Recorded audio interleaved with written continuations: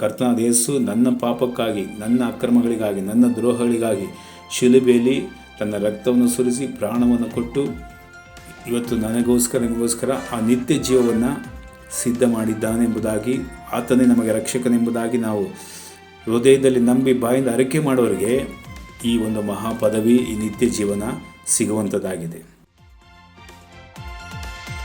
ನನ್ನ ಕೋಟೆಯು, ನನ್ನ ದುರ್ಗವು, ನನ್ನ ರಕ್ಷಣೆಯ ಕೊಂಬು ಯೇಸು.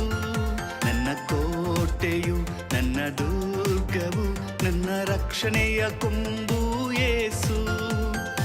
ಆಪತ್ತು ಕಾಲದಲ್ಲಿ ಆಶ್ರಯ ನೀಡುವ ಉನ್ನತ ಗಿರಿಯು. Price lord. ಕರ್ತನಾದ ಯೇಸು ಕ್ರಿಸ್ತನ ನಾಮದಲ್ಲಿ ಪ್ರೀತಿಯ ಎಲ್ಲ ಸಹೋದರ ಸಹೋದರಿಯರು ಹಾಗೂ ದೇವರ ಶ್ರೇಷ್ಠ ಸೇವಕರಿಗೆ ನನ್ನ ವಂದನೆಗಳನ್ನು ಸಮರ್ಪಿಸ್ತಾ ಇದ್ದೇನೆ. ಪ್ರಿಯರೇ, ಈ ದಿನದ ವಾಕ್ಯದ ಧ್ಯಾನಕ್ಕಾಗಿ ಅಥವಾ ಸಂದೇಶದ ಪೀಠಿಕೆ ಮಹಾಪದವಿ, ಆಂಗ್ಲದಲ್ಲಿ ಗ್ರೇಟ್ ಪೊಸಿಷನ್ ಅಥವಾ ಗ್ರೇಟ್ ರ್ಯಾಂಕ್ ಎಂಬುದಾಗಿ ಅರ್ಥೈಸುವಂಥದ್ದಾಗಿದೆ.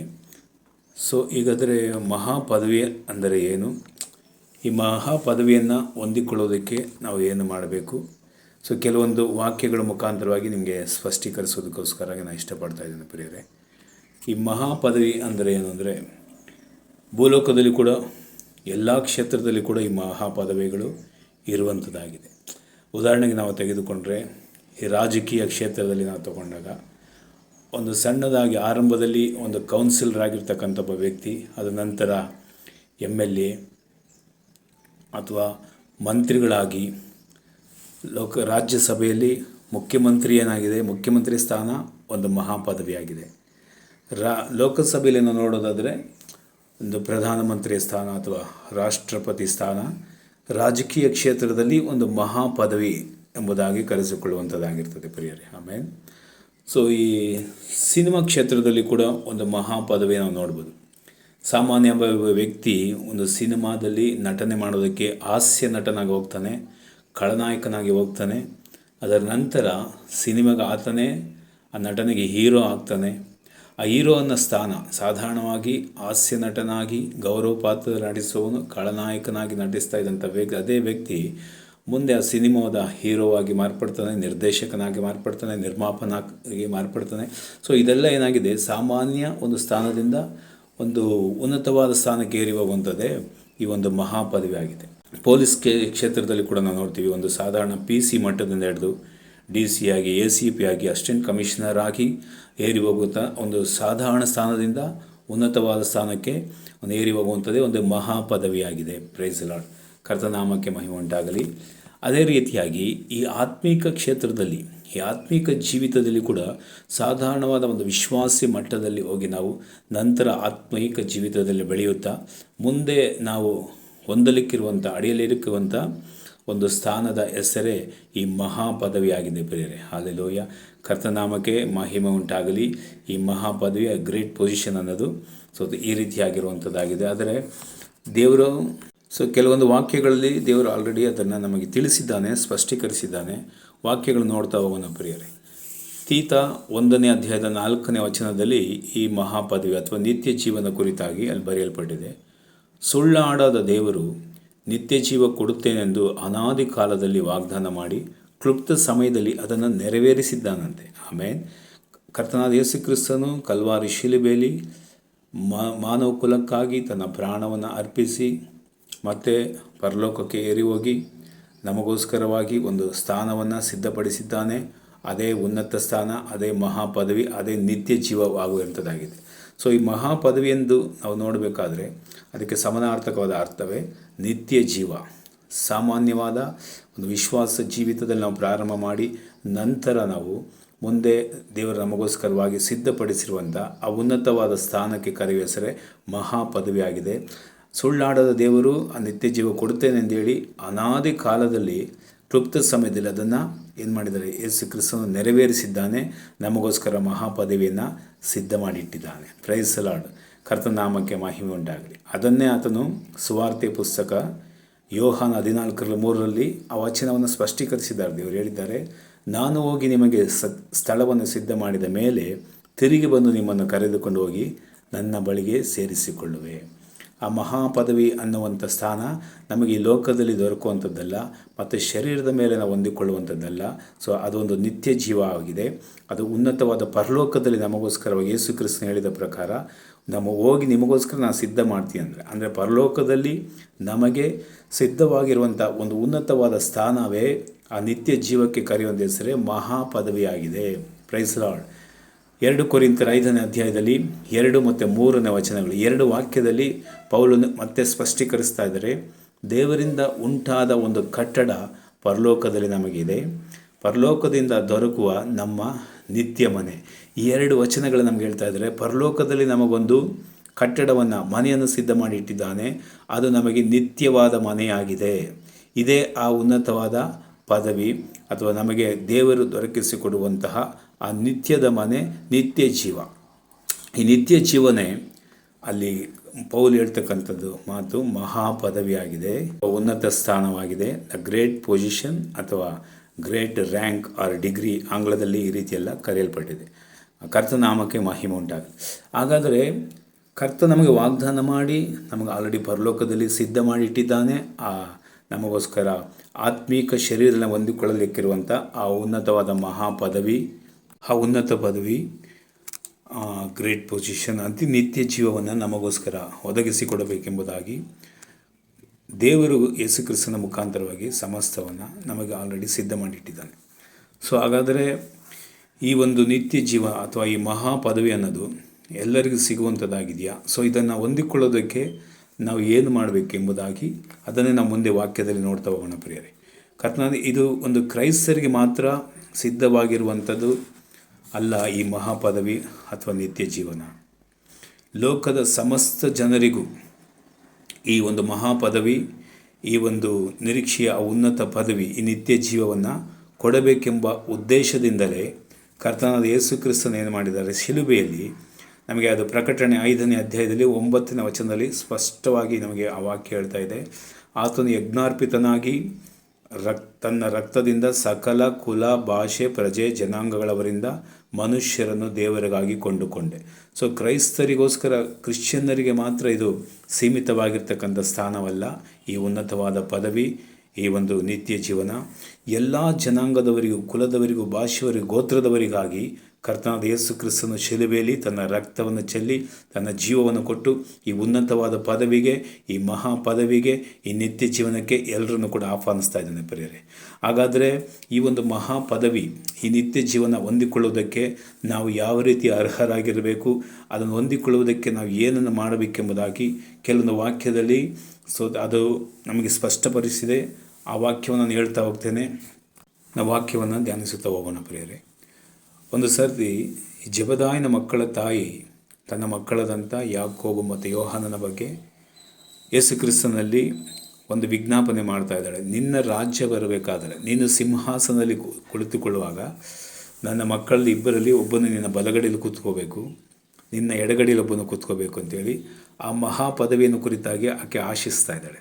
ಸೊ ಅದೊಂದು ಸಂದರ್ಭದಲ್ಲಿ ನೋಡ್ತೀವಿ, ಆಕೆ ಪ್ರಾರ್ಥನೆ ಮಾಡುವಾಗ ಆ ವಿಷಯ ಹೇಳ್ತಾ ಇದ್ದಾಳೆ. ಆ ಉನ್ನತ ಸ್ಥಾನ, ಆ ಮಹಾಪದವಿ, ಆ ನಿತ್ಯ ಜೀವನದಲ್ಲಿ ನನ್ನ ಮಕ್ಕಳನ್ನು ನಿನ್ನ ಸಿಂಹಾಸನ ಬಲಗಡೆ ಮತ್ತು ಎಡಗಡೆ ನೀನು ಕೂರಿಸಬೇಕಂತೇಳಿ ಯೇಸು ಕ್ರಿಸ್ತನ ಬಳಿ ಆಕೆ ಮೊರೆ ಇಡ್ತಾ ಇರೋದನ್ನು ನಾವು ನೋಡ್ತೀವಿ. ಅಲ್ಲಿ ಕೂಡ ಆ ಮಹಾಪದವಿ ಬಗ್ಗೆ ಸ್ಪಷ್ಟೀಕರಿಸಲಾಗಿದೆ. ಶಿಷ್ಯರು ಬಂದು ಕೇಳ್ತಾರೆ, ಪೇತ್ರನು ಹೇಳ್ತಾ ಇದ್ದಾನೆ, ಸ್ವಾಮಿ ನಿಮಗೋಸ್ಕರ ನಾವು ಎಲ್ಲವನ್ನ ಬಿಟ್ಟು ನಿನ್ನನ್ನು ಹಿಂಬಾಲಿಸಿದೆವು, ನಮಗೇನು ನೀನು ಕೊಡ್ತೀಯಾ, ಏನು ನಮಗೋಸ್ಕರವಾಗಿ ನೀನು ನೀಡುವಂತನಾಗಿದ್ದೀವಿ, ನಿಮಗೋಸ್ಕರ ಎಲ್ಲವನ್ನು ನಾನು ಬಿಟ್ಟು ಹಿಂಬಾಲಿಸ್ತಾ ಇದ್ದೀವಿ ಅಂದಾಗ ಯೇಸು ಕ್ರಿಸ್ತನು ಪೇತ್ರನಲ್ಲಿ ಹೇಳ್ತಾ ಇದ್ದಾನೆ, ನೋಡಿ ನಿಮಗೆ ಪರಲೋಕದಲ್ಲಿ 12 ಸಿಂಹಾಸನಗಳಿದೆ. 12 ಅಪೊಸ್ತಲರ ಕುರಿತಾಗಿ ಹೇಳ್ತಾ ಇದ್ದಾರೆ. ಮತ್ತು 12 ಕುಲಗಳಿಗೆ ಆ ಸಿಂಹಾಸನ ನೀವು ಕೂತ್ಕೊಂಡು 12 ಕುಲಗಳಿಗೆ ನೀವು ನ್ಯಾಯ ತೀರಿಸುವಂಥರಾಗಿರ್ತೀರಿ. ನನ್ನ ಮೇಜಿನ ಮೇಲೆ ಕೂತ್ಕೊಂಡು ನೀವು ಊಟ ಮಾಡ್ತೀರಿ. ಸೊ ಇದೆಲ್ಲ ಪರಲೋಕದಲ್ಲಿ ಸಿದ್ಧವಾಗಿರ್ತಕ್ಕಂಥ ಔನ್ನತವಾದ ಪದವಿ. ಇನ್ನು ಕೆಲವು ವಾಕ್ಯಗಳಲ್ಲಿ ಬರೆಯಲ್ಪಟ್ಟಿದೆ, ಜೀವವೆಂಬ ಜಯಮಾಲೆ. ಯಾಕೋಬು 1ರಲ್ಲಿ 12ನೇ ವಚನ ಹಾಗೂ ಪ್ರಕಟಣೆ 2ರಲ್ಲಿ 10ನೇ ವಚನದಲ್ಲಿ ಬರೆಯಲ್ಪಟ್ಟಿದೆ. ಜೀವವೆಂಬ ಜಯಮಾಲೆ, ಆ ಉನ್ನತ ಪದವಿ ಅನ್ನೋದು ದೇವರು ನಮಗೆ ಕೊಡ್ತಕ್ಕಂಥ, ಪರಲೋಕದಲ್ಲಿ ನಮಗೆ ಕೊಡ್ತಕ್ಕಂಥ ಒಂದು ಉನ್ನತವಾದ ಸ್ಥಾನವಾಗಿದೆ. ಅದು ನಿತ್ಯ ಜೀವನವಾಗಿದೆ. ಆಂಗ್ಲದಲ್ಲಿ ಕರೆಯುವಾಗೆ ಗ್ರೇಟ್ ಪೊಸಿಷನ್ ಅಥವಾ ಗ್ರೇಟ್ ರ್ಯಾಂಕ್, ಒಂದು ಉನ್ನತವಾದ ಸ್ಥಾನವನ್ನು ಕರ್ತನು ಅದು ನೀಡುವಂಥದ್ದಾಗಿದೆ. ಅದರಲ್ಲಿ ವಾಕ್ಯದಲ್ಲೆಲ್ಲ ಸ್ಪಷ್ಟೀಕರಿಸ್ತಾ ಇದೆ ಆ ಮಹಾಪದವಿಯ ಕುರಿತಾಗಿ. ಹಾಗಾದರೆ ಈ ಲೋಕದಲ್ಲಿ ನಾವು ಆ ಮಹಾಪದವಿಯನ್ನು ಹೊಂದಿಕೊಳ್ಳೋದಕ್ಕೆ ಅಥವಾ ಆ ನಿತ್ಯ ಜೀವನ ಹೊಂದಿಕೊಳ್ಳೋದಕ್ಕೆ ನಾವು ಮಾಡಬೇಕಾದ ಕೆಲವೊಂದು ಮುಖ್ಯವಾದ ಕಾರ್ಯ. ಈ ಮಹಾಪದವಿ ಅನ್ನೋದು ಎಲ್ಲರಿಗೂ ಸಿಗುವಂಥದ್ದಲ್ಲ. ಸೊ ಅದನ್ನು ಹೊಂದಿಕೊಳ್ಳೋದಕ್ಕೆ ನಾವು ಯಾವ ರೀತಿಯಾಗಿ ಅರ್ಹರಾಗಿರಬೇಕು.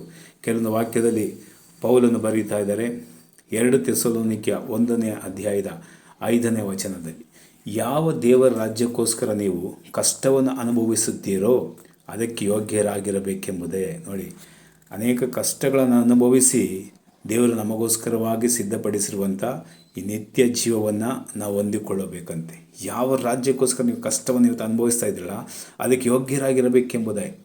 ಹಾಗಾದರೆ ಯೇಸು ಕ್ರಿಸ್ತನು ಕಲ್ವಾರಿ ಶಿಲುಬೆಯಲ್ಲಿ ನಮಗೋಸ್ಕರ ಎಲ್ಲ ಮಾಡಿ ಮುಗಿಸಿದ್ನಲ್ಲ, ಮತ್ತೆ ನಾವು ಏನು ಕಷ್ಟವನ್ನು ಅನುಭವಿಸಬೇಕು ಅಂತ ನೀವು ಪ್ರಶ್ನೆ ಮಾಡ್ಬೋದು. ಕಷ್ಟ ಅನ್ನೋದಂದರೆ ನಾವು ಶಿಲುಬೆ ಹೊರಬೇಕು, ಮತ್ತು ನಾವು ಗಾಯಪಡಬೇಕು, ರಕ್ತ ಸುರಿಸಬೇಕು ಅನ್ನೋದರ ಅರ್ಥ ಅಲ್ಲ ಪ್ರಿಯರೇ.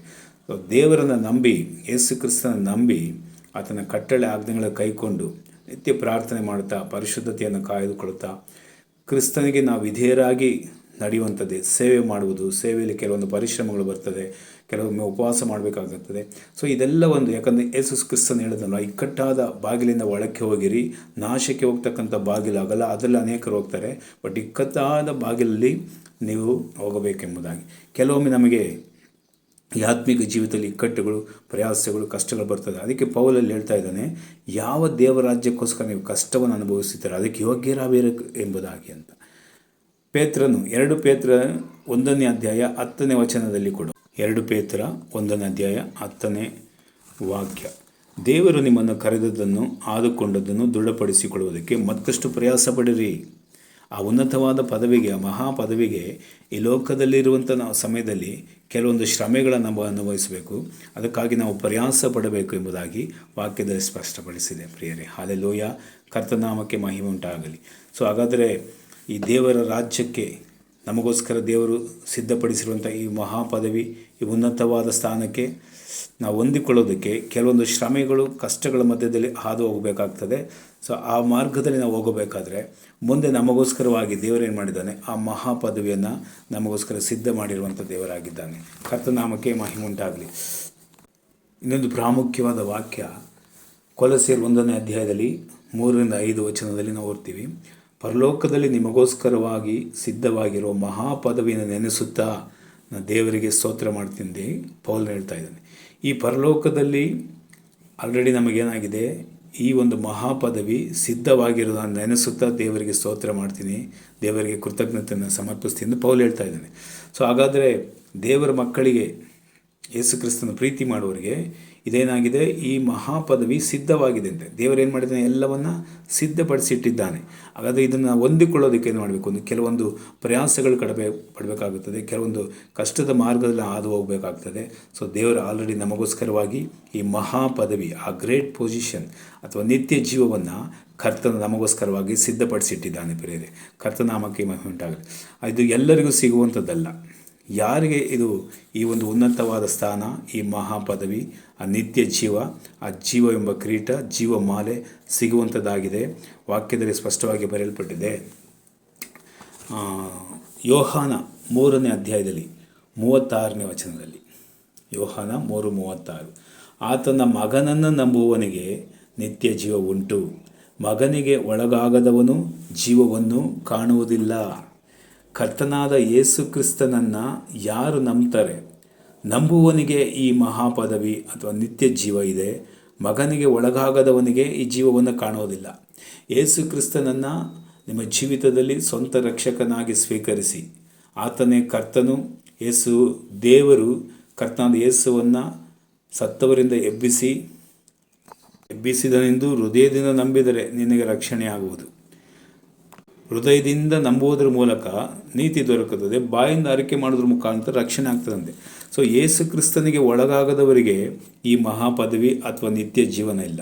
ಯೇಸು ಕ್ರಿಸ್ತನಿಗೆ ಒಳಗಾಗಿ ಆತನನ್ನು ನಂಬಿಕೆಯಿಂದ ಹೃದಯದಲ್ಲಿ ಸ್ವೀಕಾರ ಮಾಡಿ ಬಾಯಿಂದ ಅರಿಕೆ ಮಾಡುವವರಿಗೆ ಆತನೇ ಕರ್ತನು, ಆತನೇ ದೇವರು, ಆತನೇ ರಕ್ಷಕನೆಂಬುದಾಗಿ ಆ ವಿಶ್ವಾಸ ಅರಿಕೆ ಮಾಡಿ ಆತನನ್ನು ನಮ್ಮ ಜೀವಿತದಲ್ಲಿ ಸ್ವಂತ ರಕ್ಷಕರಾಗಿ ಸ್ವೀಕಾರ ಮಾಡುವವರಿಗೆ ಸಿದ್ಧವಾಗಿರತಕ್ಕಂಥ ಈ ಉನ್ನತವಾದ ಸ್ಥಾನವೇ ಇದು ಮಹಾಪದವಿ, ಅದು ನಿತ್ಯ ಜೀವವಾಗಿದೆ. ಇದು ಯಾರಿಗೆ ದೊರಕ್ತದೆ? ಯೇಸು ಕ್ರಿಸ್ತನನ್ನು ನಿಮ್ಮ ಸ್ವಂತ ಜೀವಿತದಲ್ಲಿ ರಕ್ಷಕನಾಗಿ ಸ್ವೀಕಾರ ಮಾಡಬೇಕು. ಹೌದು, ಕರ್ತನಾದ ಯೇಸು ನನ್ನ ಪಾಪಕ್ಕಾಗಿ, ನನ್ನ ಅಕ್ರಮಗಳಿಗಾಗಿ, ನನ್ನ ದ್ರೋಹಗಳಿಗಾಗಿ ಶಿಲುಬೆಯಲ್ಲಿ ತನ್ನ ರಕ್ತವನ್ನು ಸುರಿಸಿ ಪ್ರಾಣವನ್ನು ಕೊಟ್ಟು ಇವತ್ತು ನನಗೋಸ್ಕರ, ನಿಮಗೋಸ್ಕರ ಆ ನಿತ್ಯ ಜೀವವನ್ನು ಸಿದ್ಧ ಮಾಡಿದ್ದಾನೆಂಬುದಾಗಿ, ಆತನೇ ನಮಗೆ ರಕ್ಷಕನೆಂಬುದಾಗಿ ನಾವು ಹೃದಯದಲ್ಲಿ ನಂಬಿ ಬಾಯಿಂದ ಅರಿಕೆ ಮಾಡೋರಿಗೆ ಈ ಒಂದು ಮಹಾಪದವಿ, ಈ ನಿತ್ಯ ಜೀವನ ಸಿಗುವಂಥದ್ದಾಗಿದೆ. ನಿತ್ಯ ಜೀವನ ಅಂದರೆ ಏನು ಅಂತ ನೀವು ಪ್ರಶ್ನೆ ಮಾಡ್ಬೋದು. ಒಬ್ಬನೇ ಸತ್ಯ ದೇವರಾಗಿರುವ ಯೇಸು ಕ್ರಿಸ್ತನನ್ನು ತಿಳಿಯುವುದೇ ನಿತ್ಯ ಜೀವನ. ಯೋಹಾನ 14ರಲ್ಲಿ 3ನೇ ವಚನ ಬರೆಯಲ್ಪಟ್ಟಿದೆ. ಯೇಸು ಕ್ರಿಸ್ತನ ಸತ್ಯವಾದ ದೇವರೆಂಬುದಾಗಿ ನೀವು ತಿಳಿದುಕೊಳ್ಳುವುದೇ, ಆತನ ರಕ್ಷಕನಾಗಿ ಸ್ವೀಕಾರ ಮಾಡಿಕೊಳ್ಳೋದೇ ನಿತ್ಯ ಜೀವವಾಗಿದೆ. ಆ ನಿತ್ಯ ಜೀವ ಯೇಸು ಕ್ರಿಸ್ತನಲ್ಲಿದೆ. ಆತನನ್ನು ಸ್ವೀಕರಿಸುವವರಿಗೆ ಕರ್ತನು ನಿತ್ಯ ಜೀವವನ್ನು ಕೊಡುವನಾಗಿದ್ದಾನೆ ಪ್ರಿಯರೇ.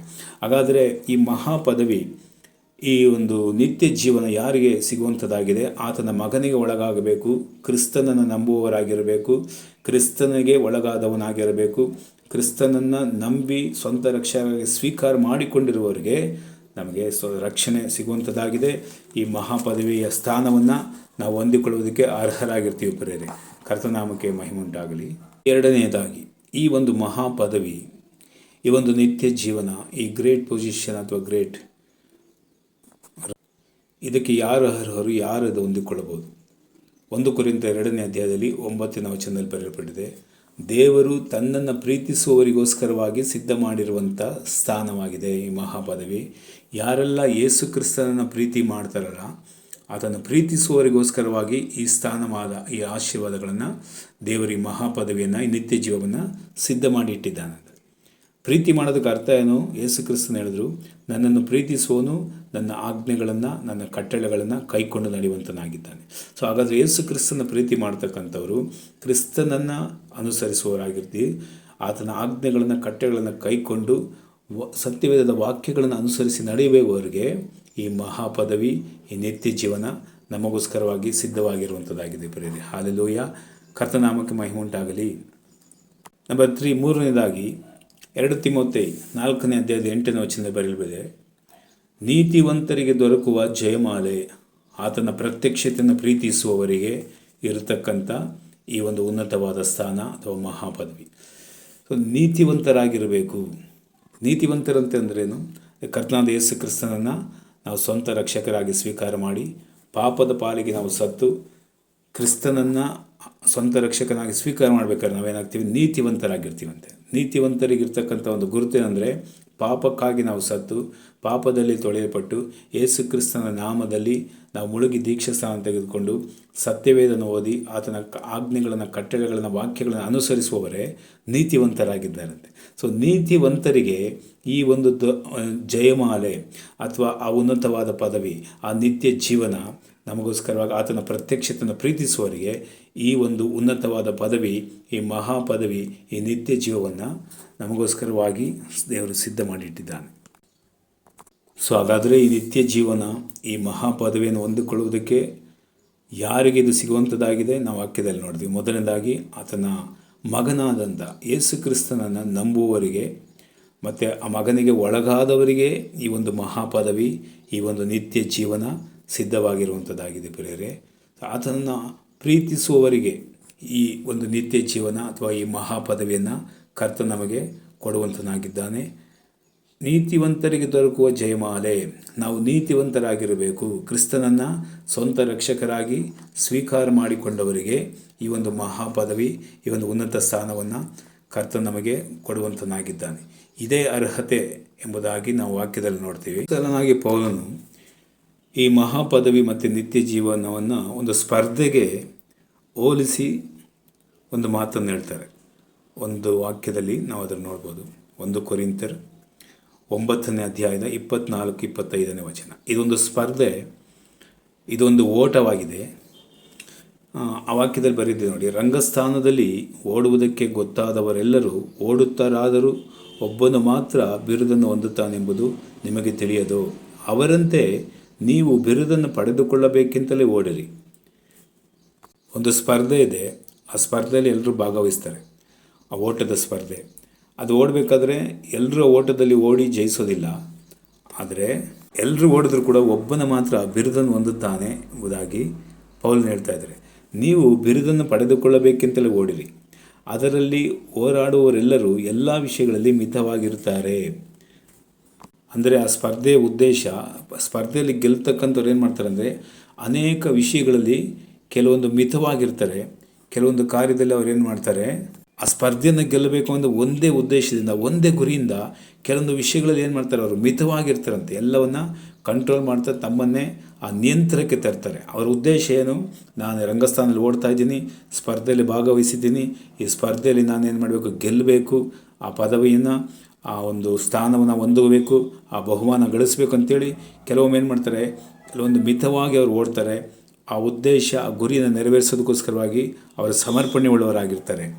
ಆದರೂ ಪೌಲ್ ಹೇಳ್ತಾನೆ, ಅವರು ಬಾಡಿ ಹೋಗುವ ಜಯಮಾಲಿಕೆಯನ್ನು ಹೊಂದುವುದಕ್ಕೆ ಸಾಧನೆ ಮಾಡ್ತಾರಂತೆ. ಬಾಡಿ ಹೋಗ್ತಕ್ಕಂಥ ಅದು ನಿರಂತರವಾದದಲ್ಲ. ಲೋಕದಲ್ಲಿ ನಾವು ಸ್ಪರ್ಧಿಸುವಂಥ ಸ್ಪರ್ಧೆ, ಗೆಲ್ಲುವಂಥ ಬಹುಮಾನಗಳು ಯಾವುದು ಕೂಡ ಅದು ನಿರಂತರವಾದದಲ್ಲ, ಅದು ಅಶಾಶ್ವತವಾದದ್ದು. ಆದರೂ ಅದು ಬಾಡಿ ಹೋಗುವಂಥ ಜಯಮಾಲಿಕೆಯಾಗಿದೆ. ಅದು ನಾವಾದರೂ ಬಾಡಿ ಹೋಗದ ಜಯಮಾಲಿಕೆಯನ್ನು ಹೊಂದುವುದಕ್ಕೆ ಸಾಧನೆ ಮಾಡುವವರಾಗಿದ್ದೇವಂತೆ. ಸಾಧನೆ ಮಾಡಬೇಕು.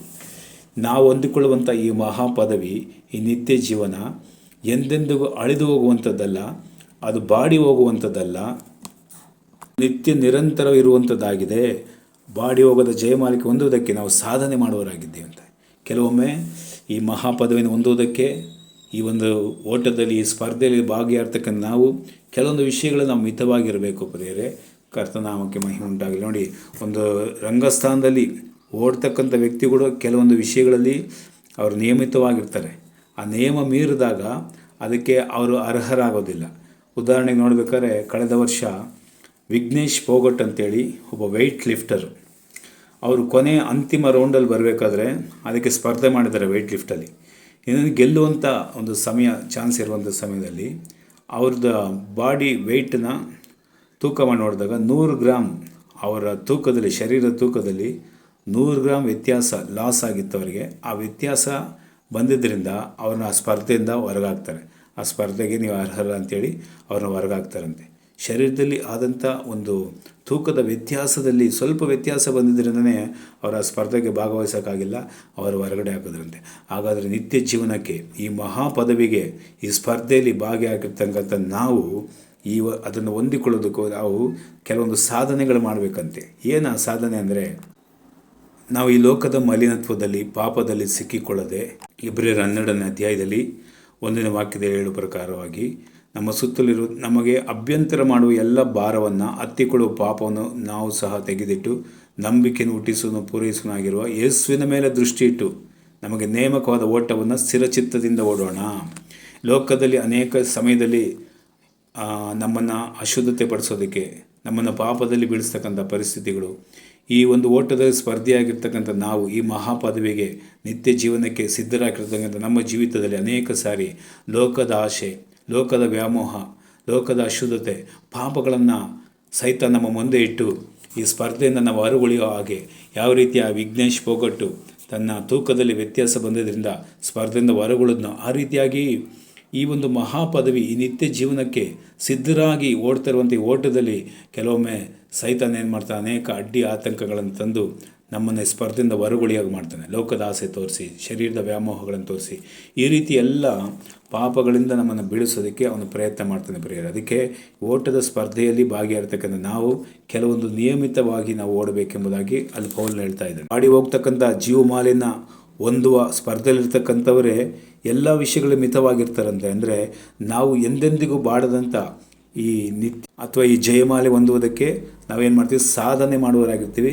ಅನೇಕ ವಿಷಯಗಳು ನಮ್ಮ ಮಿತವಾಗಿರಬೇಕಂತೇಳಿ ಆಗ ನಾವೇನಾಗ್ತೀವಿ, ದೇವರು ನಮಗೋಸ್ಕರ ಸಿದ್ಧ ಮಾಡಿರುವಂಥ ಈ ನಿತ್ಯ ಜೀವಕ್ಕೆ, ಈ ಮಹಾಪದವಿಗೆ ನಾವು ಅರ್ಹರಾಗಿ ನಾವು ಮಾರ್ಪಡ್ತೀವಿ. ಪ್ರಿಯರೇ, ಸೊ ಲೋಕದ ಜನಗಳೇ ಈ ರಂಗಸ್ಥಾನದಲ್ಲಿ ಓಡಬೇಕಾದ್ರೆ ಅನೇಕ ವಿಷಯಗಳಲ್ಲಿ ಮಿತವಾಗಿ ಇರುವಂಥ ತಮ್ಮನ್ನೇ ತಾವು ನಿಯಂತ್ರಿಸಿಕೊಂಡು ಅದಕ್ಕೆ ಅರ್ಹರಾಗಿ ಸಿದ್ಧರಾಗಿರುವಂಥ ಸಮಯದಲ್ಲಿ ಆತ್ಮೀಕರಂತ ನಾವು ಕೂಡ ದೇವರು ನಮಗೋಸ್ಕರವಾಗಿ ಉಚಿತಾರ್ಥವಾಗಿ ಸಿದ್ಧಪಡಿಸಿರುವಂಥ ಈ ಮಹಾಪದವಿಗೆ, ಈ ನಿತ್ಯ ಜೀವನಕ್ಕಾಗಿ ಪೌಲನು ಆಗಲೇ ಹೇಳಿದ ಪ್ರಕಾರವಾಗಿ ಯಾವ ದೇವರಾಜ್ಯಕ್ಕೋಸ್ಕರ ನೀವು ಕಷ್ಟ ಅನುಭವಿಸ್ತಾ ಇದ್ದೀರೋ, ಪ್ರಯಾಸ ಪಡ್ತಾ ಇರೋ, ಅದಕ್ಕೆ ಯೋಗ್ಯರಾಗಿರಬೇಕೆಂಬುದಾಗಿ. ಸೊ ಅದಕ್ಕಾಗಿ ಈ ಒಂದು ಕರ್ತನು ನಮಗೋಸ್ಕರವಾಗಿ ಸಿದ್ಧ ಮಾಡಿರುವಂಥ ಈ ಮಹಾಪದವಿ ನಿತ್ಯ ಜೀವನ ಹೊಂದಿಕೊಳ್ಳೋದಕ್ಕೆ ನಾವು ಅರ್ಹರಾಗಿ ಕೆಲವೊಂದು ವಿಷಯಗಳು ಮಿತವಾಗಿದ್ದು ನಮ್ಮನ್ನು ನಾವು ನಿಯಂತ್ರಿಸಿಕೊಂಡು ಈ ಒಂದು ಸ್ಥಾನಕ್ಕೆ ನಮ್ಮನ್ನು ಅರ್ಹರಾಗಿ ಮಾಡಿಕೊಳ್ಳಬೇಕೆಂಬುದಾಗಿ ಈ ವಾಕ್ಯ ನಮಗೆ ಸ್ಪಷ್ಟವಾಗಿ ತಿಳಿಸ್ತಾ ಇದೆ ಪ್ರಿಯರೇ. ಕರ್ತನಾಮಕ್ಕೆ ಮಹಿಮೆ ಉಂಟಾಗಲಿ. ಸೊ ಹಾಗಿದ್ದರೆ ನಮ್ಮ ಜೀವಿತದ ಈ ಆತ್ಮೀಕ ಜೀವಿತದ ಓಟದಲ್ಲಿ, ಈ ಪ್ರಯಾಣದಲ್ಲಿ ನಮಗಿರುವಂಥ ಒಂದು ಮುಖ್ಯವಾದ ಒಂದು ಉದ್ದೇಶ, ಗುರಿ ಪ್ರಿಯರೇ, ಆ ಮಹಾಪದವಿಯನ್ನು, ಆ ನಿತ್ಯ ಜೀವವನ್ನು ಹೊಂದಿಕೊಳ್ಳುವುದಕ್ಕೋಸ್ಕರ. ನಾವೊಬ್ಬರೇ ಇದು ಹೊಂದಿಕೊಳ್ಳಬೇಕೆಂಬುದಾಗಲ್ಲ. ನಮ್ಮ ಸ್ನೇಹಿತರು, ನಮ್ಮ ನೆರೆಹೊರೆಯವರು, ನಮ್ಮ ರಕ್ತ ಸಂಬಂಧಿಗಳು ಎಲ್ಲರಿಗೂ ಕೂಡ ನಾವು ಸುವಾರ್ತೆಯನ್ನು ಸಾರುತ್ತಾ ದೇವರು ನಮಗೋಸ್ಕರವಾಗಿ ಸಿದ್ಧಪಡಿಸಿರುವಂಥ ಎಂದೆಂದೂ ಸಾವಿಲ್ಲದ ನಿತ್ಯ ಅಮರರಾಗಿ ಜೀವಿಸುವಂಥ ಕರ್ತನ ಜೊತೆಯಲ್ಲಿ ಜೀವಿಸುವಂಥ ಆ ನಿತ್ಯ ಜೀವವನ್ನು ಹೊಂದಿಕೊಳ್ಳುವುದಕ್ಕೋಸ್ಕರವಾಗಿ ಇವತ್ತು ಅನೇಕರು ನಾವು ಸಿದ್ಧ ಮಾಡುತ್ತಾ ನಾವು ಕೂಡ ಈ ಮಹಾಪದವಿಯನ್ನು ಮಿಸ್ ಮಾಡಿಕೊಳ್ಳದೆ ಈ ನಿತ್ಯ ಜೀವಕ್ಕಾಗಿ ನಾವು ಕೂಡ ಸಿದ್ಧರಾಗಿರೋಣ ಪ್ರಿಯರೇ. ವಾಕ್ಯ ಹೇಳ್ತದೆ 1 ಪೇತ್ರ 5ನೇ ಅಧ್ಯಾಯದಲ್ಲಿ 4ನೇ ವಚನದಲ್ಲಿ, ನಮ್ಮ ಹಿರಿಕುರುಬನಾದಂಥ ಕರ್ತನಾದ ಯೇಸು ಕ್ರಿಸ್ತನು ಪ್ರತ್ಯಕ್ಷನಾಗುವಂಥ ಸಮಯದಲ್ಲಿ ನಮ್ಮೆಲ್ಲರಿಗೂ ಎಂದಿಗೂ ಬಾಡದಂಥ ಆ ಜೀವವೆಂಬ ಜಯಮಾಲೆ, ಆ ಮಹಾಪದವಿ, ಆ ನಿತ್ಯ ಜೀವನ ನಮಗೆ ಕೊಡುವಂಥ ದೇವರಾಗಿದ್ದಾನೆ ಪ್ರಿಯರೇ. ನಮ್ಮ ಹಿರಿಕುರುಬನಾದಂಥ ಯೇಸು ಕ್ರಿಸ್ತನು ಪ್ರತ್ಯಕ್ಷನಾಗುವಾಗ ನಮಗೆ ದೊರಕುವಂಥದ್ದಾಗಿದೆ. ಸೊ ಅದಕ್ಕಾಗಿ ನಾವು ಸಿದ್ಧರಾಗ್ತಾ ಇದ್ವಿ. ಈ ಮಹಾಪದವಿ, ಈ ನಿತ್ಯ ಜೀವ ಹೊಂದಿಕೊಳ್ಳುವುದಕ್ಕೋಸ್ಕರ ಕರ್ತನ ನಾಮಕ್ಕೆ ಮಹಿಮೆ ಉಂಟಾಗಲಿ. ಇವತ್ತು ದೇವ ಸೇವಕರಿಗೆ ಇರ್ತಕ್ಕಂಥ ಸಂತೋಷ ಏನು?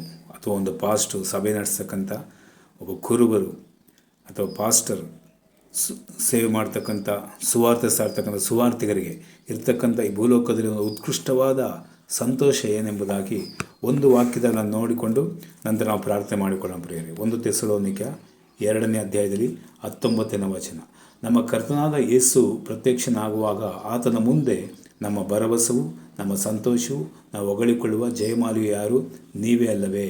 ನಿಜವಾಗಿ ನೀವೇ ನಮ್ಮ ಗೌರವವು, ಸಂತೋಷವಾಗಿದ್ದೀರಿ.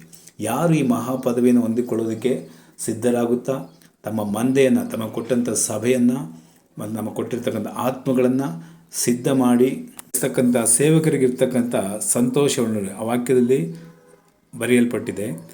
ನಮ್ಮ ಸಂತೋಷ ಯಾರು? ನಮಗಿರ್ತಕ್ಕಂಥ ತನ್ನ ಪ್ರತ್ಯಕ್ಷತೆಯಲ್ಲಿ ನಮಗಿರ್ತಕ್ಕಂಥ ಭರವಸೆ, ಸಂತೋಷ, ಹೊಗಳಿಕೊಳ್ಳುವ ಜಯಮಾಲಿ ಯಾರು? ಆ ಸಭೆ ಅಥವಾ ಅವರ ಆದಾಯಪಡಿಸಿದ ವಿಶ್ವಾಸಿಗಳು ನೋಡಿ ಹೇಳ್ತಾ ಇದ್ದಾರೆ, ಆ ಸಭೆಯ ಮಂದೆಗಳನ್ನು ನೋಡಿ ಹೇಳ್ತಾ ಇದ್ದಾರೆ, ನೀವೇ ಅಲ್ಲವೇ ಅಂತೇಳಿ. ಹಾಗಾದರೆ ನಾವು ಕೂಡ ಎಸೆಕೇಲದೊಂದು ವಾಕ್ಯ ಇದೆ, ಸಿದ್ಧನಾಗು, ನಿನ್ನೊಡನೆ ಸೇರುವಂಥ ತಂಡವನ್ನು ಸಿದ್ಧಪಡಿಸುವಂಥ. ಈ ಒಂದು ನಿತ್ಯ ಜೀವನಕ್ಕೆ, ಈ ಒಂದು ಮಹಾಪದವಿಗೆ ನಾವು ಕೂಡ ಸಿದ್ಧರಾಗೋಣ ಪ್ರಿಯರೇ. ನಮ್ಮ ಜೊತೆಯಲ್ಲಿ ಕೂಡಿ ಬರ್ತಕ್ಕಂಥ ಆ ಸಂಘ ಪರಿವಾರದವರನ್ನು, ಆತ್ಮಗಳನ್ನು ಗೆಲ್ಲುತ್ತಾ ಅವರನ್ನು ಕೂಡ ನಾವು ಸಿದ್ಧಪಡಿಸೋಣ. ಯಾಕಂದರೆ ಕ್ರಿಸ್ತನ ಬರೋಣದಲ್ಲಿ ನಮಗಿರ್ತಕ್ಕಂಥ ಒಂದು ಉತ್ಕೃಷ್ಟವಾದ ಸಂತೋಷ ಏನು? ನಾವು ಗೆದ್ದಂಥ ಆತ್ಮಗಳು, ನಾವು ಸಿದ್ಧಪಡಿಸಿದ ಆತ್ಮಗಳು, ಅವರೇ ನಮಗೆ ಸಂತೋಷವಾಗಿರ್ತಾರೆ. ಅವರೇ ನಮಗೆ ಕ್ರಿಸ್ತನ ಮುಂದೆ ಜಯಮಾಲೆ, ಕ್ರಿಸ್ತನ ಮುಂದೆ ಗೌರವವಾಗಿರ್ತಾರಂತೆ. ಕರ್ತನಾಮಕ್ಕೆ ಮಹಿಮೆ ಉಂಟಾಗಲಿ. ಈ ಒಂದು ಮಹಾಪದವಿಗೆ ಸ್ತೋತ್ರ. ಅವರೆಲ್ಲರನ್ನು ಕೂಡ ನಾವು ಈ ಲೋಕದ ಅನೇಕ ಜನರನ್ನು ಕೂಡ ನಾವು ಸಿದ್ಧಪಡಿಸೋಣ, ನಾವು ಕೂಡ ಸಿದ್ಧರಾಗೋಣ. ಕರ್ತನಾಮಕ್ಕೆ ಮಹಿಮೆ ಉಂಟಾಗಲಿ ಪ್ರಿಯರೇ. ಹಾಗಾದರೆ ಈ ಮಹಾಪದವಿ ಅಂದರೆ ಏನು? ಅದು ನಿತ್ಯ ಜೀವವಾಗಿದೆ. ಕ್ರಿಸ್ತನೊಂದಿಗೆ ನಾವು ಸದಾಕಾಲ ಇರುವಂಥದ್ದಾಗಿದೆ. ಈ ಮಹಾಪದವಿಯನ್ನು, ನಿತ್ಯ ಜೀವವನ್ನು ಕರ್ತನಾದ ಯೇಸು ಕ್ರಿಸ್ತನು ಆಲ್ರೆಡಿ ಸಿದ್ಧ ಮಾಡಿಟ್ಟಿದ್ದಾನೆ. ಅದು ಈ ಲೋಕದ ಶರೀರದ ಮೇಲೆ ಹೊಂದಿಕೊಳ್ಳುವಂಥದ್ದಲ್ಲ, ಪರಲೋಕದಲ್ಲಿರುವಂಥ ಕಟ್ಟಡವಾಗಿದೆ. ಪರಲೋಕದಲ್ಲಿ ನಮಗೆ ದೊರಕುವಂಥ ನಿತ್ಯ ಮನೆಯಾಗಿದೆ. ಸೊ ಇದನ್ನು ಹೊಂದಿಕೊಳ್ಳೋದಕ್ಕೆ ಬೇಕಾದಂಥ ಅರ್ಹತೆಯನ್ನು ನಾವು ಯಾವ ಜನಾಂಗದವರಾಗಿರ್ಬೋದು, ಈ ವಾಕ್ಯವನ್ನು ಆಲಿಸ್ತಿರುವಂಥ, ಕೇಳಿಸಿಕೊಳ್ಳುತ್ತಿರುವಂಥ ಪ್ರೀತಿಯ ಸಹೋದರ ಸಹೋದರಿ ಯಾರೇ ಆಗಿರ್ಬೋದು, ಈ ಒಂದು ಮಹಾಪದವಿ ಎಂದೆಂದಿಗೂ ಸಾವಿಲ್ಲದೆ ಅಮರರಾಗಿ ನಿತ್ಯ ಜೀವವಾಗಿ ಕರ್ತನೊಟ್ಟಿಗೆ ಜೀವಿಸುವಂಥ ಈ ಒಂದು ಜೀವವನ್ನು, ಈ ಮಹಾಪದವಿಯನ್ನು, ಈ ಉನ್ನತ ಸ್ಥಾನವನ್ನು ಹೊಂದಿಕೊಳ್ಳೋದಕ್ಕೆ ನಮಗೆ ಬೇಕಾದ ಅರ್ಹತೆ, ನಾವು ಆತನ ಮಗನನ್ನು ನಂಬುವವರಾಗಿರಬೇಕು. ಮಗನಿಗೆ, ಯೇಸು ಕ್ರಿಸ್ತನಿಗೆ ಒಳಗಾದವನಾಗಿರಬೇಕು. ಒಬ್ಬನೇ ಸತ್ಯದೇವರಾಗಿರುವಂಥ ಯೇಸು ಕ್ರಿಸ್ತನನ್ನು ನಮ್ಮ ಸ್ವಂತ ರಕ್ಷಕರಾಗಿ ಸ್ವೀಕಾರ ಮಾಡುತ್ತಾ ಆತನ ಪ್ರೀತಿ ಮಾಡಿ, ಆತನು ನಮಗೆ ಬೋಧಿಸಿರುವಂಥ ಎಲ್ಲ ಆತನ ಆಜ್ಞೆಗಳನ್ನು, ಕಟ್ಟಳೆಗಳನ್ನು ನಾವು ಕೈಕೊಂಡು ಆತನ ಮಾರ್ಗದಲ್ಲಿ ನಡಿಬೇಕಾದರೆ ನಿಶ್ಚಯವಾಗಿ ನಮಗೆ ಕರ್ತನು ನೇಮಿಸಿರುವಂಥ ಮಹಾಪದವಿ, ಆ ಉನ್ನತ ಸ್ಥಾನದಲ್ಲಿ ಕೂಡ ನಾವು ಕೂಡ ಹೊಂದಿಕೊಳ್ಳುವರಾಗಿರ್ತೇವೆ ಪ್ರಿಯರೇ. ಆಮೇಲೆ ಈ ವಾಕ್ಯವನ್ನು ಆಲಿಸ್ತಾ ಇರುವಂಥ ಎಲ್ಲ ಪ್ರೀತಿಯ ದೇವ ಜನರು, ಯಾರಿಗೆಲ್ಲ ಇನ್ನೂ ಕೂಡ ಯೇಸು ಕ್ರಿಸ್ತನ ಈ ಸಿದ್ಧಪಡಿಸಿರುವಂಥ ಈ ಮಹಾಪದವಿ, ಈ ನಿತ್ಯ ಜೀವನ ಹೊಂದಿಕೊಳ್ಳುವುದಕ್ಕೆ ಸಾಧ್ಯವಾಗದೆ ಈ ಒಂದು ಸತ್ಯವನ್ನು ತಿಳಿಯದೇ ಇದ್ದಾರೋ ಅಂಥವರೆಲ್ಲರಿಗೂ ಕೂಡ ನಾವು ಸುವಾರ್ತೆ ಸಾರಿ ದೇವರು ಈ ಲೋಕದಲ್ಲಿ ಒಬ್ಬರಾದರೂ ಕೆಟ್ಟು ಹೋಗದೆ ಎಲ್ಲರೂ ನಿತ್ಯ ಜೀವನ ಹೊಂದಬೇಕು, ಎಲ್ಲರಿಗೂ ಆ ಮಹಾಪದವಿ ಕೊಡಬೇಕಂದಾಗ ದೇವರು ಆಲ್ರೆಡಿ ಸಿದ್ಧನಾಗಿದ್ದಾನೆ. ಅದಕ್ಕಾಗಿ ಅವರನ್ನು ಕೂಡ ನಾವು ಸಿದ್ಧಪಡಿಸುತ್ತಾ ಅವರಿಗೆ ಸುವಾರ್ತೆಯನ್ನು ಸಾರುತ್ತಾ ಆತ್ಮಗಳನ್ನು ನಾವು ಆದಾಯಪಡಿಸುವವರಾಗಿರೋಣ. ಪ್ರಿಯರೇ, ಕರ್ತನಾಮಕ್ಕೆ ಮಹಿಮುಂಟಾಗಲಿ. ನಾವು ಪ್ರಾರ್ಥನೆ ಮಾಡಿಕೊಳ್ಳೋಣ. ಸ್ವರೂಪನಾದ ದೇವರೇ, ಕರುಣಾನಿಧಿಯೇ, ಮಹಾ ಸಾರ್ವಭೌಮವುಳ್ಳದಂಥ ಕರ್ತನಾದ ಯೇಸು ಕ್ರಿಸ್ತುವೇ, ನಿನ್ನ ನಾಮಕ್ಕೆ ನಾವು ಸ್ತೋತ್ರಗಳನ್ನು ಸಮರ್ಪಿಸ್ತಾ ಇದ್ದೇವೆ. ಅಗಮ್ಯವಾದ ಬೆಳಕಿನಲ್ಲಿ ವಾಸ ಮಾಡುವಂಥ ತಂದೆಯಾದ ದೇವರೇ, ಕರ್ತನೆ, ನೀವು ನಮಗೆ ತಿಳಿಸಿದ ಪ್ರಕಾರವಾಗಿ ಈ ಮಹಾಪದವಿ ಪರಲೋಕದಲ್ಲಿ ನಮಗೋಸ್ಕರವಾಗಿ ಸಿದ್ಧವಾಗಿರುವಂಥ ಈ ಮಹಾಪದವಿ, ಈ ನಿತ್ಯ ಜೀವನ ಕರ್ತನೆ ಹೊಂದಿಕೊಳ್ಳುವುದಕ್ಕಾಗಿ ಕರ್ತನ ನಮ್ಮೆಲ್ಲರೂ ನೀನು ಸಿದ್ಧಪಡಿಸಿದ್ದು, ಅದಕ್ಕಾಗಿ ನಾವು ಸ್ತೋತ್ರ ಮಾಡ್ತಿದ್ದೇವೆ ಸ್ವಾಮಿ.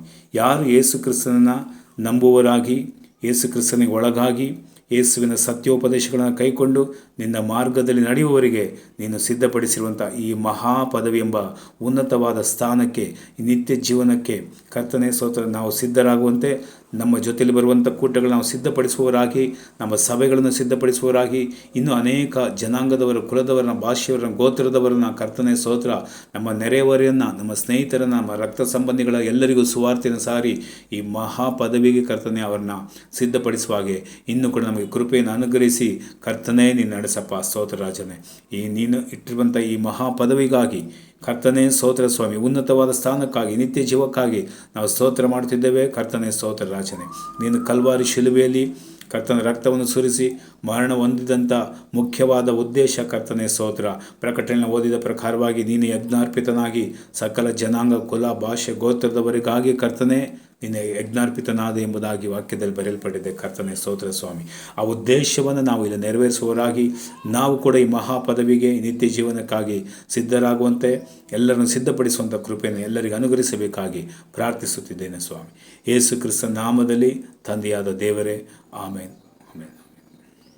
Price lord. ಕರ್ತನಾದ ಯೇಸು ಕ್ರಿಸ್ತನ ನಾಮದಲ್ಲಿ ಮತ್ತೊಂದು ಆವರ್ತಿ ಎಲ್ಲರೂ ವಂದಿಸ್ತಾ ಇದ್ದೇನೆ. ಕರ್ತನು ನಿಮ್ಮೆಲ್ಲರನ್ನು ಆಶೀರ್ವದಿಸಲಿ. ಎಲ್ಲರೂ ಕೂಡ ನಾವು ಈ ಮಹಾಪದವಿಗೆ, ಈ ಉನ್ನತವಾದ ಆ ನಿತ್ಯ ಜೀವನಕ್ಕೆ ನಾವು ಸಿದ್ಧರಾಗಿರೋಣ. ಪ್ರಿಯರೇ, ಕರ್ತನಾಮಕ್ಕೆ ಮಹಿಮುಂಟಾಗಲಿ. ಆಮೇಲೆ ಮಧ್ಯದಲ್ಲಿ ನನ್ನ ಇಟ್ಟು ಕಣ್ಣುಗುಡ್ಡೆಯಂತೆ ಕಾಯುವ, ಸುತ್ತಲೂ ಬೇಲಿ ಇಟ್ಟು ಮಧ್ಯದಲ್ಲಿ ನನ್ನ ಇಟ್ಟು ಕಣ್ಣುಗುಡ್ಡೆಯಂತೆ ಕಾಯುವ, ನನ್ನ ಕೋಟೆಯು, ನನ್ನ ದುರ್ಗವು, ನನ್ನ ರಕ್ಷಣೆಯ ಕೊಂಬು.